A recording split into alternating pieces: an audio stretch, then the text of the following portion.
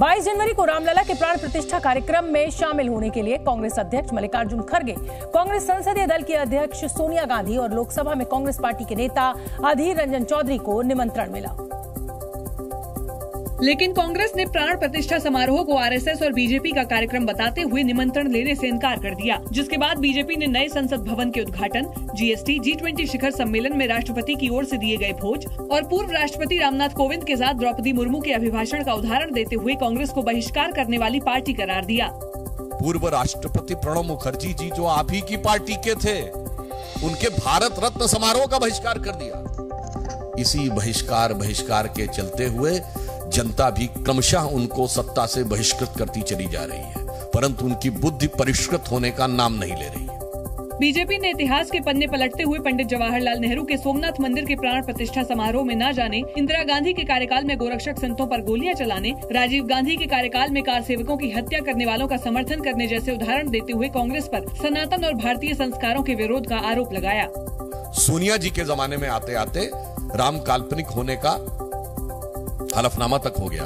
यानी ये बहुत साफ है कि यह प्रवृत्ति जो आज कांग्रेस ने दिखाई है, एक मौका था कि आज आप अपने को बदल कर दिखा सकते थे, परंतु आपने ऐसा नहीं किया। बीजेपी प्रवक्ता सुधांशु त्रिवेदी यहीं नहीं रुके, उन्होंने तो कांग्रेस पर महात्मा गांधी के विचारों को त्यागने का आरोप भी लगा दिया। बीजेपी ने महात्मा गांधी के राम राज्य की परिकल्पना के जरिए कांग्रेस पर निशाना साधा और उस पर महात्मा गांधी के दिखाए रास्ते को छोड़ने का आरोप मढ़ दिया। बीजेपी के मुताबिक आज की कांग्रेस गांधी की नहीं बल्कि नेहरू की कांग्रेस है, जो राम राज्य का विरोध करती है। ये नेहरू की कांग्रेस है, ये गांधी की कांग्रेस नहीं है, क्योंकि महात्मा गांधी का तो राजनीतिक दर्शन था राम राज्य। महात्मा गांधी का नित्य का भजन था रघुपति राघव राजा राम।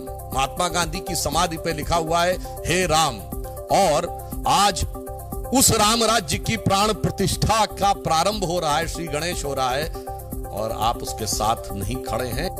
बीजेपी ने कांग्रेस पर यह कहते हुए भी तंज कसा कि इकबाल अंसारी से लेकर कार सेवकों पर गोलियां चलाने वाले भी प्राण प्रतिष्ठा समारोह में हिस्सा लेंगे, लेकिन कांग्रेस ने मुस्लिम वोटों के लिए इससे किनारा कर लिया। गोली चलाने वालों को भी इनवाइट किया गया। बताइए, वो आने को तैयार हैं जो मुख्य पक्षकार थे, मगर चंद कट्टरपंथी वोटों की तिजारत की गला काट प्रतिस्पर्धा में कांग्रेस और कांग्रेस गोत्र के सारे दल, कांग्रेस की परंपरा के सारे दल आज हाहाकार मचाने को तैयार है। राम नाम कड़वा लगे और मीठा लागे दाम, तो दुविधा में दोनों गए, न माया मिली न राम। इस कहावत के जरिए बीजेपी ने कांग्रेस की जन स्वीकार्यता के साथ अब प्रतिष्ठा खत्म होने का दावा भी कर दिया। बीजेपी ने प्रेस कॉन्फ्रेंस कर कांग्रेस को आड़े हाथों लिया, तो वहीं पार्टी के दूसरे नेताओं ने भी प्राण प्रतिष्ठा समारोह से कांग्रेस की दूरी को हिंदू विरोध से जोड़ दिया। केंद्रीय मंत्री अनुराग ठाकुर ने इस मुद्दे को आगामी लोकसभा चुनावों से जोड़ते हुए कांग्रेस की हार की भविष्यवाणी तक कर दी। कांग्रेस ने जब जब सनातन को कुचलने की आवाज उठाई, जब जब हिंदू का अपमान किया और जब जब भगवान राम के अस्तित्व पर ही प्रश्न चिन्ह खड़े किए, तब तब कांग्रेस का बुरा हाल हुआ है। वहीं केंद्र सरकार में मंत्री और बिहार के कद्दावर नेता गिरिराज सिंह ने कांग्रेस पर हिंदू विरोधी होने और हिंदू विरोधियों का साथ देने का आरोप लगाया। एंटी हिंदू नहीं होते तो कोर्ट में क्यों लटकाते भटकाते? ये एंटी हिंदू नहीं होते तो क्यों प्रभु श्री राम के प्राण प्रतिष्ठा में आने से कांग्रेसियों ने अपने को वंचित रखा? ये सीधा है कि ये एंटी हिंदू है। यही नहीं, बीजेपी शासित राज्यों से भी कांग्रेस विरोध में आवाजें उठने लगी।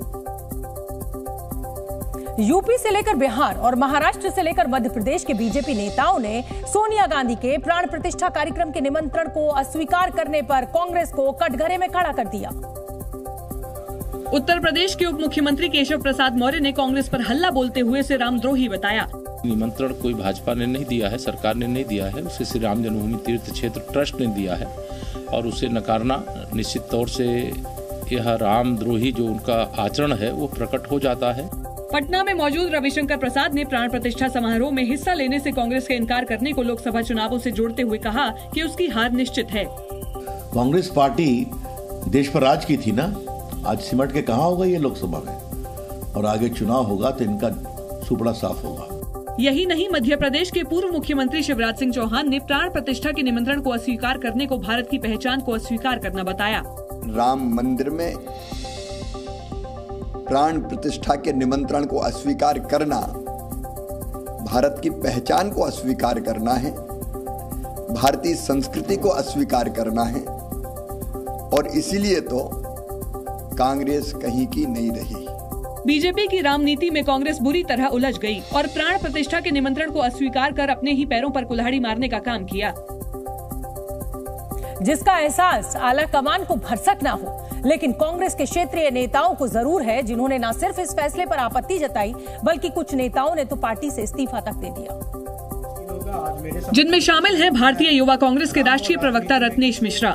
रत्नेश मिश्रा ने ये कहते हुए कांग्रेस से इस्तीफा दे दिया कि जो पार्टी राम से दूरी बना ले, उस पार्टी से दूरी बना लेना ही उचित है। आज मेरे समक्ष ये प्रश्न है कि मैं राम और राजनीति में किसे चुनूं, तो मैं राम को चुनूंगा और मैं कांग्रेस पार्टी की प्राथमिक सदस्यता और राष्ट्रीय प्रवक्ता युवा कांग्रेस के दायित्वों से त्यागपत्र देता हूं। और अभी अयोध्या पहुंचकर मैं प्रभु सियाराम से इस बात की माफी मांगूंगा कि मैं ऐसे लोगों को साथ रहा।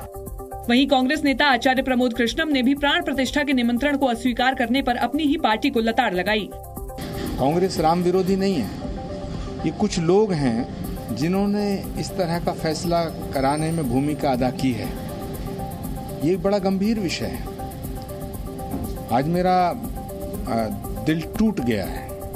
जबकि हिमाचल प्रदेश सरकार में मंत्री और कांग्रेस के दिग्गज नेता रहे वीरभद्र सिंह के बेटे विक्रमादित्य सिंह ने आरएसएस और वीएचपी का आभार जताते हुए कहा कि वो प्राण प्रतिष्ठा कार्यक्रम में जरूर जाएंगे। एक सनातनी होने के नाते, एक हिंदू होने के नाते और देव समाज में विश्वास रखने होने के नाते ये मेरा परम दायित्व है, मेरी जिम्मेवारी है कि मैं उस दिन वहाँ पर उपस्थित रहूँगा भी और इस इतिहास को बनते हुए जो है मैं इसका गवाह बनूंगा। इसके अलावा भी कांग्रेस के कई नेताओं ने राम मंदिर प्राण प्रतिष्ठा समारोह में शामिल न होने के आलाकमान के फैसले पर सवाल उठाए। कांग्रेस के दिग्गज नेताओं के फैसले से पार्टी के अंदर कलह मच गई। कांग्रेस नेताओं को इस बात का डर सताने लगा कि वो जनता के बीच कैसे जाएंगे। लिहाजा हिंदू वोटों को संभालने की एक कोशिश के तहत ही सही, लेकिन कुछ कांग्रेसियों ने अपनी ही पार्टी के फैसले को गलत करार दिया। गुजरात कांग्रेस के कार्यकारी अध्यक्ष अमरीश डेरे ने सोशल मीडिया पोस्ट के जरिए सवाल उठाए। गुजरात के कांग्रेस विधायक अर्जुन मोढवाडिया ने भी आलाकमान के फैसले पर आपत्ति जाहिर की।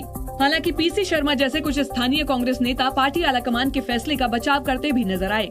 इसमें बीजेपी और संघ इसको एक इवेंट मैनेजमेंट की तरह कर रहे हैं। जो रामलला की जिन पे संघर्ष हुआ, जो मूर्तियां हैं उनको कहाँ स्थापना करेंगे, इसकी बात हो नहीं रही। ये न्योता दे के उसमें जो विधिवत शंकराचार्य जी को बुलाना चाहिए, शंकराचार्य जी आ नहीं रहे वहां पे। इन बातों को लेके उन्होंने वो किया है।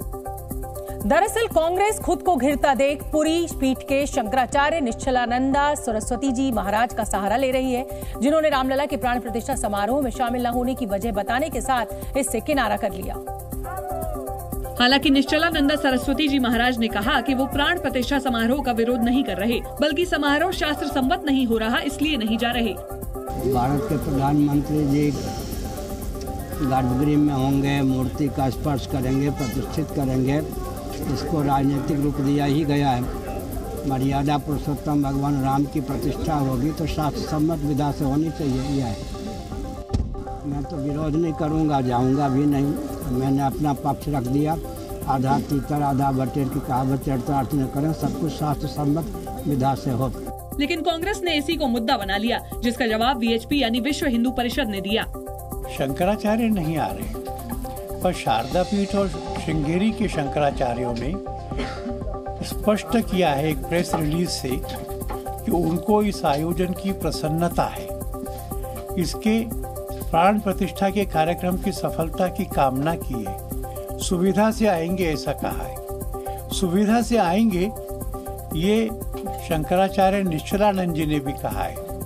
इसलिए इस बारे में जो कहा जा रहा है वो सच नहीं है। हालांकि इस सबके बीच शंकराचार्य स्वामी अविमुक्तेश्वरानंद सरस्वती का भी बयान सामने आया। उन्होंने भी प्राण प्रतिष्ठा के दिन यानी 22 जनवरी को अयोध्या जाने से इनकार कर दिया। उन्होंने कहा ये मंदिर का निर्माण नहीं बल्कि जीर्णोद्धार है। यही नहीं, उन्होंने ये भी कहा कि मंदिर पूरा बन जाने के बाद ही प्राण प्रतिष्ठा होनी चाहिए थी। हम चाहते हैं कि विधि विधान के साथ काम हो, पूरा मंदिर बन जाए फिर प्रतिष्ठा हो। लेकिन जो राजनेता हैं उनकी ज़रूरत है कि सामने चुनाव हो, तो वो चाहते हैं कि हर जगह से हम चुनावी राजनीति में जो लाभ लेना बनता है वो ले लें। इसलिए उनकी मजबूरी है कि वो अभी उनको करना है, हमारी मजबूरी नहीं है। इस वाद विवाद के बीच देश भर का संत समाज 22 जनवरी को होने वाले प्राण प्रतिष्ठा कार्यक्रम को लेकर उत्साहित भी नजर आया। यही नहीं, संत समाज ने निमंत्रण अस्वीकार करने को लेकर कांग्रेस की जमकर क्लास भी लगाई। हनुमानगढ़ी मंदिर के पुजारी महंत राजूदास ने तो कांग्रेस को राक्षसी प्रवृत्ति वाली पार्टी बता दिया। जिस प्रकार से राम जन्मभूमि का निमंत्रण को उन्होंने ठुकराया है, दुर्भाग्य की बात है। हम लोग शुरू से ही कह रहे थे कि ये कालनेमी वाले रूप धारण करने वाले कांग्रेसी कभी राम जन्मभूमि मंदिर भव्य दिव्य निर्माण से खुश नहीं है। राम जन्मभूमि तीर्थ क्षेत्र के मुख्य पुजारी आचार्य सत्येंद्र दास ने भी कांग्रेस को आड़े हाथों लिया। जहां आना है और जिस प्रभु के कार्यक्रम में आना है, उनको पहले नकारे हैं कि वहाँ भगवान का कोई अस्तित्व नहीं है। और ऐसी स्थिति में आएंगे तो लोग पूछेंगे कि आखिर गए आप, और जब अस्तित्व नहीं है तो आप किसको देखने गए थे, किसका दर्शन करने गए थे। संत समाज के साथ राम मंदिर निर्माण में अहम किरदार अदा करने वाली विश्व हिंदू परिषद ने कहा कि कांग्रेस नेताओं को प्राण प्रतिष्ठा समारोह में आना चाहिए था। वो आ जाते तो फिर ये आयोजन सबका हो जाता। हमने तो प्रधानमंत्री को बुलाया, विपक्ष के नेता को भी बुलाया, बीजेपी के अध्यक्ष को बुलाया, तो कांग्रेस और बाकी पार्टियों के अध्यक्षों को भी बुलाया। लेकिन कांग्रेस और उसके सहयोगी दलों के नेता अपने रुख पर कायम नजर आए। उन्होंने रामलला की प्राण प्रतिष्ठा को बीजेपी और संघ का कार्यक्रम बताते हुए इसका विरोध किया। राजस्थान कांग्रेस के कद्दावर नेता और छत्तीसगढ़ के प्रभारी सचिन पायलट ने भी बीजेपी पर धर्म की राजनीति करने का आरोप लगाया। मैं हमेशा इस बात को कहता आया हूँ कि राजनीति और धर्म को अलग अलग रखना चाहिए। ये बात भी सही है कि धर्म के आड़ में अगर राजनीति हो रही है उसको कोई स्वीकार नहीं करेगा। इंडिया अलायंस में शामिल आरजेडी भी इस मुद्दे पर कांग्रेस के सुर में सुर मिलाती दिखी। इतना दुर्भाग्यपूर्ण क्षण होगा कि मर्यादा पुरुषोत्तम राम के इर्द गिर्द भी आप राजनीति करेंगे। मेरे और मेरे राम के बीच में सीधा ताल्लुक, गांधी मंदिर जाकर के राम भक्त नहीं बनते थे। जबकि हिंदुत्व की बात करने वाली शिवसेना उद्धव ठाकरे गुट ने भी गठबंधन धर्म की मर्यादा निभाते हुए मर्यादा पुरुषोत्तम राम की प्राण प्रतिष्ठा को राजनीति का जरिया बता दिया। मुझे लगता है रामलला ये कोई भारतीय जनता पार्टी की निजी प्रॉपर्टी नहीं है, पूरे देश, राष्ट्र और विश्व की प्रॉपर्टी है। इन सब के अलावा आम आदमी पार्टी ने भी शंकराचार्यों के प्राण प्रतिष्ठा समारोह में आने से इनकार करने को मुद्दा बनाया और बीजेपी से सवाल पूछे। सरकार को कैसे भी उनके दर पे जाना चाहिए, उनसे बड़ा कोई नहीं है, उन्हें मनाना चाहिए। और अगर वो बात जो कह रहे हैं वो मानी जा सकती है तो वो माननी भी चाहिए, क्योंकि उनसे बड़ा हिंदू धर्म के अंदर कोई नहीं है। अयोध्या में रामलला की प्राण प्रतिष्ठा को लेकर लोगों में गजब का उत्साह है। ज्यादा से ज्यादा लोग अयोध्या पहुंचना चाहते हैं। इस बीच अहमदाबाद से अयोध्या के लिए फ्लाइट सर्विस की भी शुरुआत की गई, जिसे लेकर लोग काफी खुश नजर आए। अयोध्या जाने के लिए अहमदाबाद हवाई अड्डे पर पहुंचे लोग जश्न मनाते दिखाई दिए। कुछ लोग तो भगवान राम, लक्ष्मण, सीता और हनुमान की पोशाक पहनकर हवाई अड्डे पर पहुंचे, जिसके बाद वहां मौजूद लोग जय श्री राम के नारे लगाने लगे।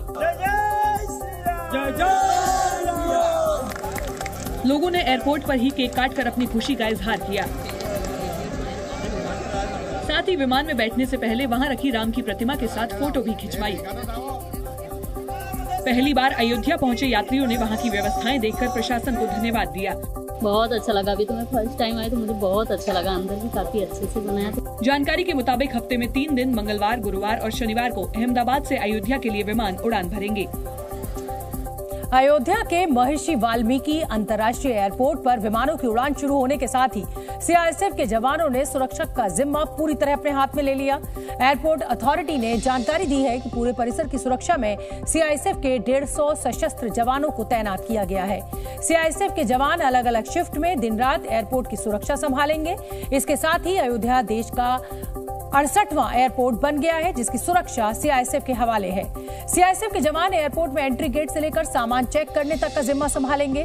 बताया जा रहा है कि आने वाले दिनों में जरूरत को देखते हुए जवानों की संख्या बढ़ाई जा सकती है। बीजेपी के वरिष्ठ नेता लालकृष्ण आडवाणी 22 जनवरी को रामलला की प्राण प्रतिष्ठा में शामिल होंगे। विश्व हिंदू परिषद के अंतर्राष्ट्रीय कार्यकारी अध्यक्ष आलोक कुमार ने बताया कि लाल कृष्ण आडवाणी 22 जनवरी को अयोध्या में होने वाली प्राण प्रतिष्ठा में शामिल होंगे। आरएसएस नेता कृष्ण गोपाल, रामलाल और आलोक कुमार ने उनके घर पहुंचकर उन्हें न्योता दिया था। प्राण प्रतिष्ठा समारोह की वजह से देश में रामचरितमानस, हनुमान चालीसा और सुंदरकांड की मांग इतनी बढ़ गई है कि गोरखपुर की गीता प्रेस इनकी सप्लाई नहीं कर पा रही है। गीता प्रेस के प्रबंधक लालमणि त्रिपाठी ने बताया कि प्राण प्रतिष्ठा की तारीख घोषित होने के बाद से ही रामचरितमानस की मांग बढ़ गई है। रामलला के प्राण प्रतिष्ठा की तिथि घोषित हुई है, तब से रामचरितमानस की मांग बढ़ी। 22 जनवरी को दिल्ली के अलग अलग मंदिरों में 1 लाख से ज्यादा दीप जलाकर दीपोत्सव मनाया जाएगा। देश विदेश से मंगाए गए फूलों के साथ रंग बिरंगी रोशनी से मंदिरों को सजाया जाएगा। रामलला की प्राण प्रतिष्ठा के लिए पूरी दुनिया से राम भक्त अयोध्या उपहार भेज रहे हैं। इत्र की नगरी कन्नौज से अयोध्या के लिए एक रथ रवाना किया गया, जिसमें रामलला के लिए खास बेशकीमती इत्र को ले जाया जा रहा है। ये रथ बीजेपी नेता और इत्र कारोबारी पवन त्रिवेदी ने भेजा है। अयोध्या में रामलला की प्राण प्रतिष्ठा समारोह में अब कुछ ही दिन बचे हैं। भगवान राम के भव्य मंदिर में सोने के दरवाजे लगाए जा रहे हैं। मंदिर में 4 और सोने के दरवाजे लगाए गए हैं, जिनकी तस्वीरें भी सामने आई। इन दरवाजों के ऊपर सोने की परत लगाकर उन पर नक्काशी की गई है। साथ ही इन पर हाथी, भगवान विष्णु और स्वागत मुद्रा में देवी की तस्वीरों के साथ ही कमल के चिन्हों को बहुत ही खूबसूरती से उकेरा गया है। सोने से जड़े ये दरवाजे राम मंदिर में अलग अलग द्वारों पर लगाए गए। वहीं तालों के लिए मशहूर अलीगढ़ के ताला कारोबारी ने राम मंदिर के लिए 50 किलो का ताला तैयार किया है। ये तस्वीर देख रहे होंगे, ये हरिसन लॉक्स के जो कारोबारी हैं उनके द्वारा ये ताला तैयार किया गया है और ताला भी ये 50 के ही का, यानी 50 किलो वजन का ताला है। राम मंदिर को ध्यान में रखते हुए इस ताले को बनाया गया है। इस ताले पर जय श्री राम भी लिखा हुआ है। हाथ से बनाया गया, टोटली हैंडमेड ताला है। इसकी चाबी हाथ से कनाई करी गई है। प्राण प्रतिष्ठा की तैयारियों के बीच देश भर से उपहार पहुंचने का सिलसिला जारी है। एक दिन पहले ही 2100 किलो का घंटा अयोध्या पहुंचा, जिसकी गूंज पूरे अयोध्या में सुनाई देगी। प्राण प्रतिष्ठा में अब सिर्फ 11 दिन बचे हुए हैं, लेकिन अयोध्या नगरी अभी से राम रंग में रंग गई है। हर कोई ये जानना चाहता है कि आखिर रामलला की प्राण प्रतिष्ठा होगी कैसे। प्राण प्रतिष्ठा के लिए सबसे पहले रामलला की मूर्ति को गंगा जल समेत कई नदियों के पवित्र जल से स्नान करवाया जाएगा। विधिवत स्नान के बाद रामलला नए वस्त्र धारण करेंगे। इसके बाद उनको शुद्ध स्थान पर स्थापित किया जाएगा, जो कि राम मंदिर का गर्भगृह है। साथ ही रामलला के माथे पर चंदन का लेप लगाया जाएगा और उनका श्रृंगार किया जाएगा।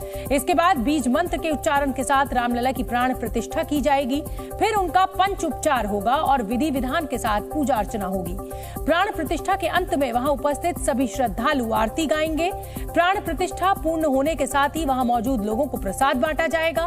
प्राण प्रतिष्ठा का मुहूर्त 22 जनवरी को दोपहर 12:29 से शुरू होकर 12:30 और 32 सेकंड के बीच का है। अयोध्या में प्राण प्रतिष्ठा के दौरान रामलला के दरबार में भव्य नगाड़ा भी बजेगा। गुजरात के अहमदाबाद से कुछ लोग एक ट्रक के जरिए भव्य नगाड़ा लेकर अयोध्या पहुंच गए हैं। 22 जनवरी को प्राण प्रतिष्ठा से पहले इस नगाड़े को मंदिर परिसर में लगाया जाएगा और इस नगाड़े को लेकर अयोध्या पहुंचे लोगों का दावा है कि इसे बजाने पर इसकी गूंज काफी दूर तक सुनाई देगी। जैसे ही ये नगाड़ा रामनगरी में पहुंचा, लोगों ने जय श्री राम के नारे लगाकर उसका स्वागत किया।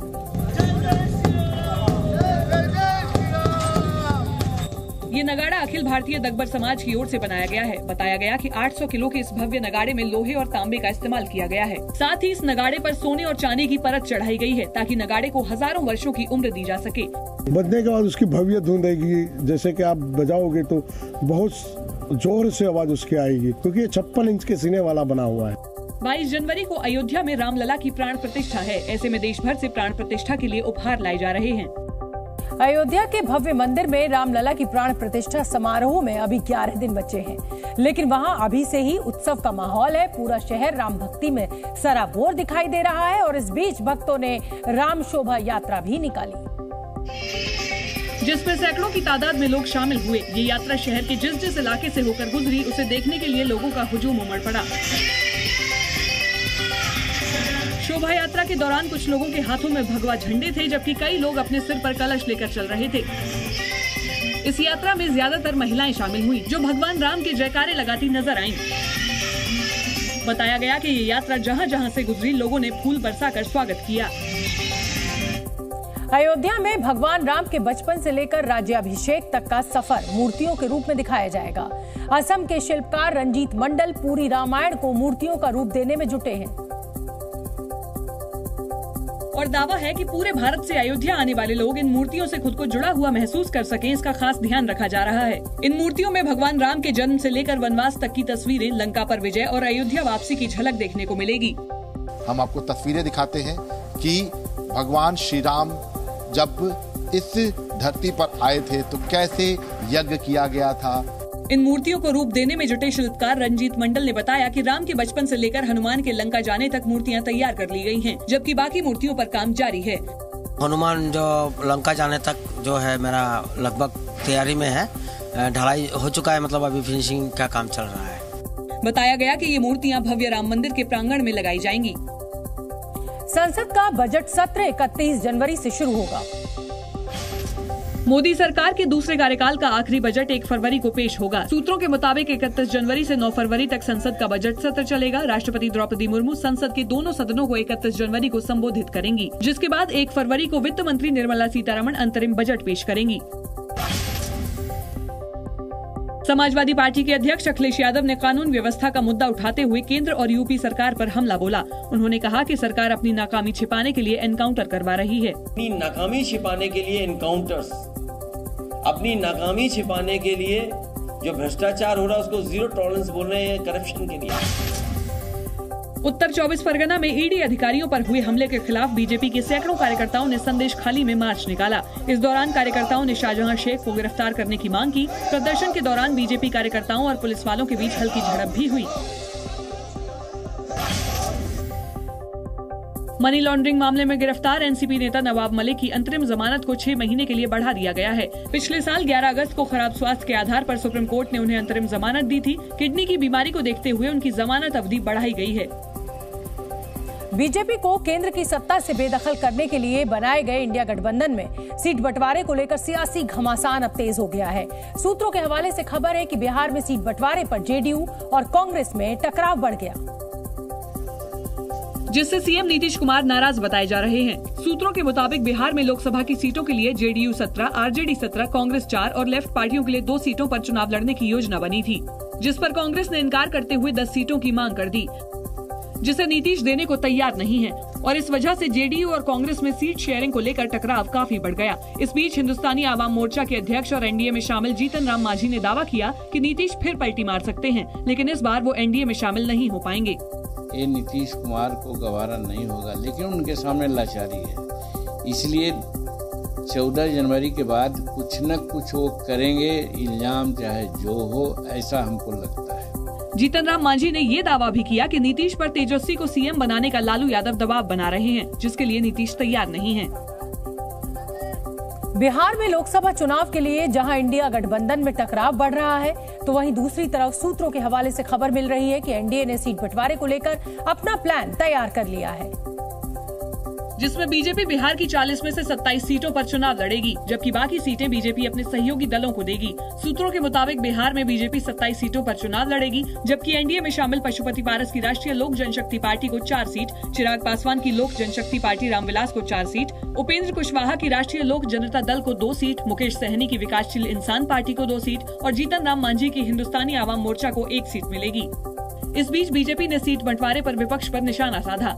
हम इंडिया गठबंधन आपस में टकराएंगे, कोई नेपाल की तराई में जाएंगे और कोई उधर से करके और कोई बंगाल की खाड़ी में समा जाए। बिहार में कांग्रेस को सीट न मिलने पर भी बीजेपी ने गठबंधन को घेरा। कांग्रेस को खत्म करने की साजिश तो पूरे इंडिया में गठबंधन ही कर रहा। गिरिराज सिंह ने इंडिया गठबंधन को स्वार्थ का गठबंधन बताया। 3 दिन के ब्रिटेन दौरे पर गए रक्षा मंत्री राजनाथ सिंह ने ब्रिटेन के प्रधानमंत्री ऋषि सुनक से मुलाकात की और प्रवासी भारतीयों को संबोधित करते हुए कहा कि नया भारत कमजोर नहीं है। लंदन के 10 डाउनिंग स्ट्रीट में ब्रिटेन के पीएम से मिलने के बाद रक्षा मंत्री राजनाथ सिंह ने इंडिया हाउस में एक सामुदायिक स्वागत समारोह में हिस्सा लिया। फिर जब उन्होंने अपना संबोधन शुरू किया तो उसमें दुनिया को एक मजबूत भारत की आवाज सुनाई दी। कुछ वर्षों पहले भारत के बारे में पूरी इंटरनेशनल कम्युनिटी में यह धारणा थी कि भारत कमजोर देश है, गरीब देश है, लेकिन आज वो धारणा समाप्त हो नहीं रही है, बल्कि मैं कहूं समाप्त हो चुकी है। रक्षा मंत्री ने कहा कि हम पहले रक्षा उपकरण बाहर से खरीदते थे और आज एक्सपोर्ट कर रहे हैं। अब भारत की तरफ कोई आंख उठाकर नहीं देख सकता। मिसाइल भी बना रहे हैं, बम भी बना रहे हैं, फाइटर प्लेन भी बना रहे हैं, वारशिप बना रहे युद्ध को आग उठाकर देखना नहीं, ये भारत है। ब्रिटेन के 3 दिवसीय दौरे में रक्षा मंत्री ने रक्षा, व्यापार और क्षेत्रीय मुद्दों पर चर्चा की। राजनाथ सिंह ने विदेश मंत्री डेविड कैमरन के साथ भी उच्च स्तरीय मुलाकात की। इसके अलावा वो अपने समकक्ष ग्रांड शाप्स के साथ ब्रिटेन भारत रक्षा उद्योग के सीईओ के गोलमेज सम्मेलन में शामिल हुए। लंदन के इंडिया हाउस में रक्षा मंत्री ने अपने भाषण के दौरान एक भी बार इशारों में चीन पर निशाना नहीं साधा, बल्कि बिना लाग लपेट के भारत का पक्ष रखा और नाम लेकर कहा कि चीन को भी अब भारत की ताकत का एहसास है। इस दौरान रक्षा मंत्री ने चीन के सरकारी अखबार ग्लोबल टाइम्स के आर्टिकल का जिक्र किया, जिसमें बीते दिनों ये लिखा गया था कि भारत को लेकर चीन का नजरिया एकदम बदल गया है। अब इकोनॉमिक और स्ट्रेटेजिक पावर में चाइना भी भारत का लोहा मानने लगा है। 2020 में LAC पर गलवान हिंसा के बाद चीन ये समझ गया कि भारत कमजोर नहीं है। उसमें हमारे सेना के जवानों ने जो करिश्मा दिखाया है, जो बहादुरी दिखाई है, शायद उसके कारण चाइना की धारणा भारत के बारे में बदल गई है कि भारत अब कमजोर भारत नहीं रहा, भारत अब दुनिया का ताकतवर देश बन गया है। रक्षा मंत्री ने यह भी कहा कि दुनिया मानती है कि भारत और चीन के रिश्ते ठीक नहीं, लेकिन भारत सबसे रिश्ते ठीक करना चाहता है। दिल्ली NCR में एक बार फिर से भूकंप के तेज झटके महसूस किए गए। दिल्ली NCR में भूकंप से एक बार फिर धरती कांप उठी। इसके अलावा जम्मू कश्मीर के पुंछ जिले में भी भूकंप के ये झटके महसूस किए गए। भूकंप का केंद्र अफगानिस्तान के फैजाबाद में था और हिंदुकुश क्षेत्र में रिक्टर स्केल पर इसकी तीव्रता 6.2 रही। प्रधानमंत्री नरेंद्र मोदी ने मुस्लिम समुदाय के प्रतिनिधिमंडल से मुलाकात कर अजमेर शरीफ दरगाह के लिए चादर भेजी। पीएम मोदी ने जो चादर भेजी है वो 13 जनवरी को चढ़ाई जाएगी। पीएम कई सालों से अजमेर शरीफ दरगाह पर चादर चढ़ाने के लिए भेजते रहे हैं। पश्चिम बंगाल की मुख्यमंत्री ममता बनर्जी ने one nation one election committee के अध्यक्ष रामनाथ कोविंद को चिट्ठी लिखकर एक देश एक चुनाव पर असहमति जताई है। अपने पत्र में उन्होंने लिखा कि वो एक देश एक चुनाव के प्रस्ताव से सहमत नहीं है। साथ ही उन्होंने कहा कि उन्हें एक देश एक चुनाव का कॉन्सेप्ट समझ नहीं आया। जम्मू कश्मीर के राजौरी में सुरक्षा बलों ने आतंकियों की बड़ी साजिश को नाकाम किया। तलाशी अभियान के दौरान सुरक्षा बलों ने आतंकी ठिकाने से tiffin bomb, wireless radio set और AK-47 की 30 गोलियां बरामद की। प्रधानमंत्री नरेंद्र मोदी की लक्षद्वीप की यात्रा और मालदीव के मंत्रियों की विवादित टिप्पणी के अरब सागर में स्थित 36 द्वीपों वाला ये केंद्र शासित प्रदेश दुनिया भर में सुर्खियों में आ गया है। लक्षद्वीप में पर्यटन विकास के लिए नई योजनाओं पर काम शुरू भी हो गया है। सरकार का सबसे ज्यादा जोर टूरिज्म इंफ्रास्ट्रक्चर पर है और इसके लिए सरकार ने प्लान भी तैयार किया है। इसके तहत अगले 5 साल में लक्षद्वीप में टूरिज्म इंफ्रास्ट्रक्चर विकसित करने के लिए 6,000 करोड़ रुपए खर्च करने की योजना है। साथ ही बढ़ते पर्यटकों की संख्या को देखते हुए बड़ा एयरपोर्ट विकसित किया जाएगा। अभी सबसे ज्यादा फोकस मिनिकॉय द्वीप को विकसित करने पर है और यहीं पर एयरपोर्ट बनाने की तैयारी है। साथ ही दिल्ली, मुंबई और बेंगलुरु से कनेक्टिंग फ्लाइट की तैयारी भी की जा रही है। सरकार लक्षद्वीप में 360 से ज्यादा लगून विला विकसित कर रही है। ये अगाती द्वीप का खूबसूरत लगून बीच है और लक्षद्वीप अपने इन खूबसूरत बीचों के लिए ही जाना जाता है। यही यहाँ की सबसे ज्यादा खूबसूरती है। लक्षद्वीप प्रशासन ने केंद्र सरकार से एक और पानी के जहाज की मांग की है। साथ ही कोच्चि के अलावा केरल के बेयपुर पोर्ट और कर्नाटक के मैंगलोर पोर्ट से भी कनेक्टिविटी की मांग की जा रही है। लक्षद्वीप की प्राकृतिक खूबसूरती का पूरा देश कायल हो चुका है, लेकिन मालदीव इससे जल रहा है और ये वो जगह है जहां प्रधानमंत्री नरेंद्र मोदी खुद गए थे और उसका वीडियो भी शेयर किया था। हम आपको बंगारम में उसी जगह पर लेकर आए हैं जहां प्रधानमंत्री नरेंद्र मोदी ने स्नॉर्कलिंग की थी और समंदर के अंदर के रोमांच को सोशल मीडिया पर शेयर किया था।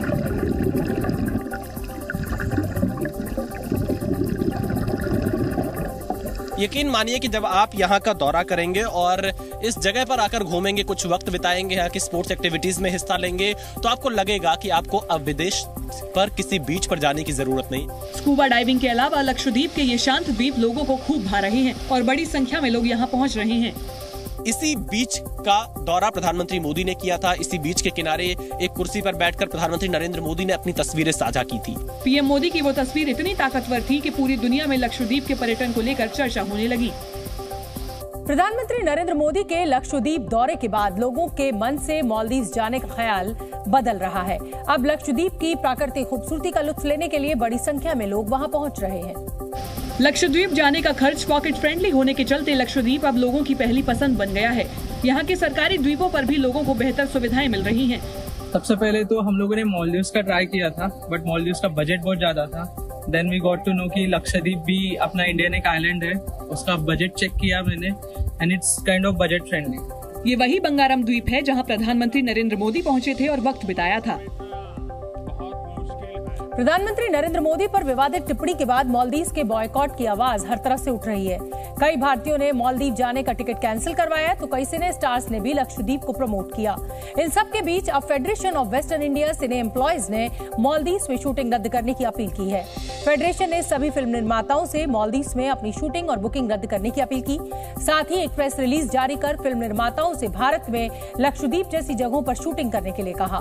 फेडरेशन ने फिल्म इंडस्ट्री से भारत में पर्यटन को बढ़ावा देने की बात भी कही।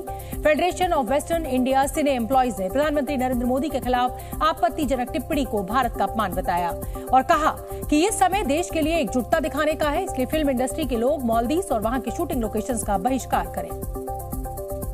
प्रधानमंत्री नरेंद्र मोदी कल देश के सबसे लंबे समुद्री पुल का उद्घाटन करेंगे। मुंबई में देश का सबसे लंबा समुद्री पुल बनकर तैयार है और शुक्रवार को प्रधानमंत्री नरेंद्र मोदी इसका उद्घाटन करेंगे। इस पुल को अटल सेतु के नाम से जाना जाएगा। 6 लेन वाला ये पुल 22 किलोमीटर लंबा है, जो मुंबई इंटरनेशनल एयरपोर्ट को नवी मुंबई एयरपोर्ट से जोड़ेगा। इस पुल पर गाड़ियों की रफ्तार 100 किलोमीटर प्रति घंटा होगी, जबकि एक तरफ की यात्रा के लिए 250 रुपए का टोल देना होगा। केंद्र सरकार की ओर से कराए गए वार्षिक स्वच्छता सर्वेक्षण में इंदौर और सूरत को देश का सबसे स्वच्छ शहर घोषित किया गया। इंदौर ने लगातार 7वीं बार ये खिताब जीता, वहीं नवी मुंबई तीसरे स्थान पर रहा। जम्मू कश्मीर से धारा 370 हटने के बाद अब दूर दराज के पहाड़ी इलाकों तक भी विकास की किरण पहुंचने लगी है। ऐसा ही एक गांव है राजौरी का मिहादी गुजरा, जहां आजादी के 77 साल बाद पहली बार पानी, बिजली और सड़क जैसी बुनियादी सुविधाएं पहुंची हैं। ग्राम पंचायत मेहादी गुजरा में बिजली, पानी की सुविधा मिलने और सड़क बनने से वहां के लोग बेहद खुश हैं। गांव के लोगों का मानना है कि ये सब कुछ मोदी सरकार की कोशिशों से संभव हो पाया है और अब लोगों को अंधेरे में मस्जिद में नमाज नहीं पढ़नी पड़ती है। सर, इतने काम अच्छे हुए हैं, इतने काम हमारे 70 साल में नहीं हुए। जिसका हमें सारी रोशनी उसकी जरूरत है, हम नमाज पढ़ते हैं सुबह जाकर वहाँ, उसकी जरूरत ज्यादा पड़ती है क्योंकि रोशनी हो। राजौरी के दूरदराज के गांवों में अब चारों ओर सड़कें बन रही हैं, जिससे लड़कियों को स्कूल जाने में काफी सहूलियत हो रही है। साथ ही केंद्र सरकार की तमाम योजनाओं से यहाँ के लोगों को फायदा पहुँच रहा है। हम प्राइम मिनिस्टर श्री नरेंद्र मोदी जी का शुक्रिया अदा करते हैं कि उन्होंने वुमेन्स को एम्पावर किया और साथ साथ इन लोगों का, गरीब लोगों को ऊपर उठाने की कोशिश की। जम्मू कश्मीर के पहाड़ी इलाकों में प्रधानमंत्री आवास योजना के तहत लोगों को पक्के मकान मिले हैं, जिसकी वजह से गरीब परिवारों को पक्की छत के नीचे रहने का सुख मिल रहा है। वहीं सड़क और बिजली पहुँचने से बच्चों की पढ़ाई सुधरी है। साथ ही शहरों से जुड़ने के चलते रोजगार के मौके भी बेहतर हुए हैं। दुनिया का सबसे बड़ा क्रिकेट स्टेडियम तैयार करने के बाद गुजरात सरकार अब 2036 के ओलंपिक खेलों के लिए बोली लगाने की तैयारी कर रही है। गुजरात सरकार ने इसके लिए प्लान भी बना लिया है और ओलंपिक खेलों के लिए जरूरी इंफ्रास्ट्रक्चर तैयार करने के लिए एक कंपनी भी बनाई है, जिसका नाम है Gujarat Olympic planning and infrastructure corporation limited. ये कंपनी अहमदाबाद के मोटेरा में नरेंद्र मोदी स्टेडियम के आसपास की 350 एकड़ जमीन में ओलंपिक खेलों के लिए जरूरी बुनियादी ढांचा तैयार करेगी। बताया जा रहा है कि ओलंपिक खेलों के लिए मोटेरा में 6 आधुनिक स्पोर्ट्स कॉम्प्लेक्स बनाए जाएंगे, जिसके लिए गुजरात सरकार ने 6000 करोड़ रुपए का फंड भी तय किया है। इन स्पोर्ट्स कॉम्प्लेक्स में सभी ओलंपिक खेलों के लिए विश्व स्तर की सुविधाएं उपलब्ध करवाई जाएंगी। Gujarat Olympic planning and infrastructure corporation limited ने स्पोर्ट्स कॉम्प्लेक्स के लिए कई डिजाइन फर्म से आवेदन भी मंगाए हैं। सूत्रों के हवाले से खबर है कि सभी स्पोर्ट्स कॉम्प्लेक्स का निर्माण 2030 तक पूरा करने का लक्ष्य रखा गया है, ताकि गुजरात सरकार पुख्ता तैयारियों के साथ 2036 के ओलंपिक खेलों की मेजबानी कर सके। जी न्यूज़।